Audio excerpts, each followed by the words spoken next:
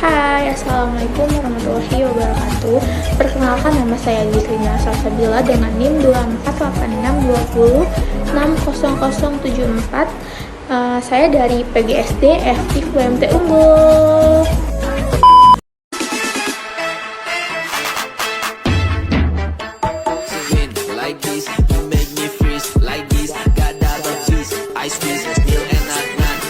Di sini saya akan mempresentasikan tentang implementasi deep learning dalam pembelajaran di sekolah dasar untuk memenuhi tugas UAS PPS dengan dosen pengampu saya, yaitu Dr. Yani Nuraini MPD.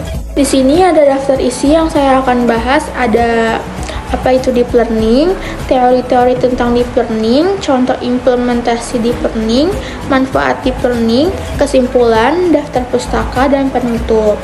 Apa sih itu deep learning?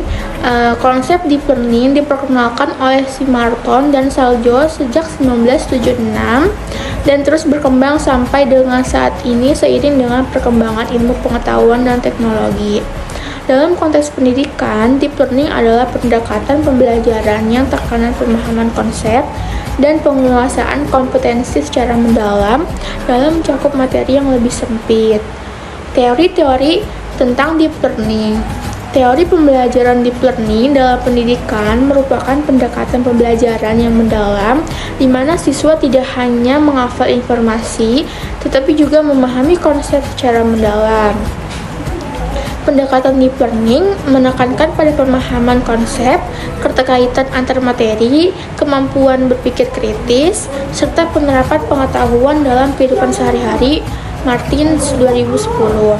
Di antara berbagai teori belajar yang telah berkembang, ada 3 teori utama yang sangat relevan dalam memahami dan mengimplementasikan deep learning dalam pendidikan adalah kognitivisme, konstruktivisme, dan konektivisme. Ketiga teori ini memberikan perspektif yang berbeda tetapi saling melengkapi dalam menjelaskan bagaimana manusia belajar, terutama dalam lingkungan yang semakin dipengaruhi oleh teknologi. Yang pertama ada teori kognitivisme, menekankan proses mental seperti memahami, mengingat, dan mengorganisasi informasi. Yang kedua ada teori konstruktivisme, yaitu mendorong siswa membangun pengetahuan melalui pengalaman langsung dan interaksi sosial. Yang ketiga ada teori konektivisme, yaitu menyesuaikan pembelajaran dengan perkembangan teknologi dan jaringan digital di era modern. Pendekatan pembelajaran deep learning terdiri dari 3 komponen utama, yaitu meaningful learning, pembelajaran bermakna. Yang kedua, mindful learning, yaitu pembelajaran dengan kesadaran penuh. Yang ketiga, joyful learning, yaitu pembelajaran yang menyenangkan. 3 komponen utama dalam deep learning. Ada meaningful learning, yaitu pembelajaran yang bermakna. Adalah pembelajaran yang bermakna dengan kehidupan peserta didik. Siswa bukan hanya tahu materi ajar, tetapi juga paham dan memiliki kesan yang mendalam, sehingga mereka memiliki memori jangka panjang terkait dengan materi yang telah dipelajarinya. Yang kedua ada mindful learning, menekankan kesadaran penuh dalam proses belajar. Siswa didorong untuk secara aktif terlibat dalam pembelajaran, berpikir reflektif, serta memiliki niat dan motivasi internal untuk mengembangkan pemahaman serta keterampilan mereka. Yang ketiga ada joyful learning, menekankan bahwa pembelajaran harus menjadi pengalaman yang menyenangkan dan mengunggah minat siswa. Dengan suasana belajar yang positif, siswa lebih termotivasi untuk terus mengeksplorasi pengetahuan dan meningkatkan pemahaman mereka.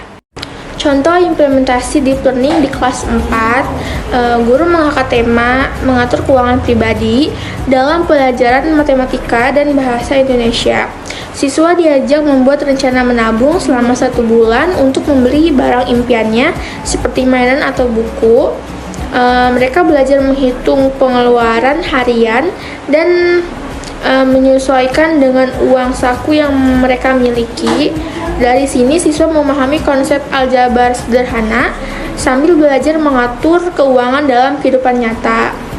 Agar pembelajaran ini menyenangkan, guru membuat kegiatan simulasi belanja. Jadi siswanya bermain peran sebagai penjual dan pembeli, lalu mempraktikkan hasil perhitungan mereka. Guru juga menggunakan kuis interaktif dan lagu ringan tentang uang agar suasana kelas jadi seru dan tidak membosankan. Setelah kegiatan, siswa menulis jurnal refleksi. Mereka menuliskan apa yang dipelajari, apa yang masih bingung, dan bagaimana perasaan mereka selama belajar. Terus guru mengajak diskusi agar siswa bisa berbagi pengalaman belajarnya. Ini membantu siswa mengenali cara belajar mereka masing-masing. Manfaat deep learning. 1. Pengembangan kritis. Siswa didorong untuk berpikir kritis dan mengeksplorasi materi secara lebih mendalam. Yang kedua, ada penerapan pengetahuan. Siswa dapat menghubungkan pembelajaran dengan kehidupan sehari-hari dan situasi dunia nyata. Yang ketiga, ada keterlibatan aktif. Pendekatan ini mengharuskan siswa terlibat aktif dalam pembelajaran, bukan hanya pasif menerima informasi. Yang terakhir, ada peningkatan keterampilan kolaborasi. Deep learning juga mendorong siswa untuk bekerja sama dalam proyek, pengembangan keterampilan komunikasi dan kolaborasi yang efektif. Di sini ada kesimpulannya dari materi yang saya tadi paparkan. Jadi, implementasi deep learning dalam pembelajaran di sekolah dasar memberikan kontribusi besar terhadap peningkatan kualitas proses belajar siswa melalui pendekatan meaningful, mindful, dan joyful learning. Siswa tidak hanya menerima informasi, tetapi juga memahami, merefleksikan, dan menikmati proses belajar. Dengan penerapan strategi seperti pembelajaran berbasis proyek, kolaboratif, dan pemanfaatan teknologi, siswa mampu mengembangkan kemampuan berpikir kritis, kreatif, serta karakter positif sejak dini. Guru berperan sebagai fasilitator aktif dalam menciptakan lingkungan belajar yang merangsang rasa ingin tahu dan semangat belajar siswanya. Dengan demikian, pembelajaran deep learning bukan hanya sekedar metode pembelajaran, melainkan pendekatan transformatif yang mendukung pengembangan kompetensi abad ke-21 yang mempersiapkan siswa menghadapi tantangan masa depan secara holistik. Di sini ada beberapa sumber referensi. Terima kasih.